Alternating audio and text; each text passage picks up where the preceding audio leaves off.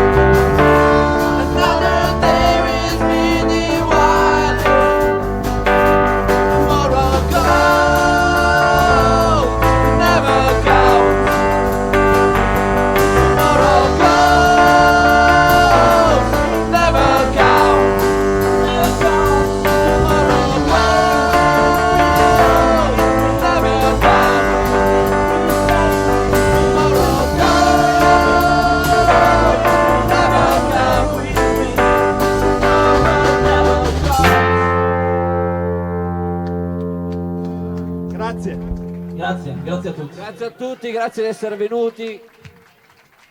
Buona serata. Grazie mille ai tuoi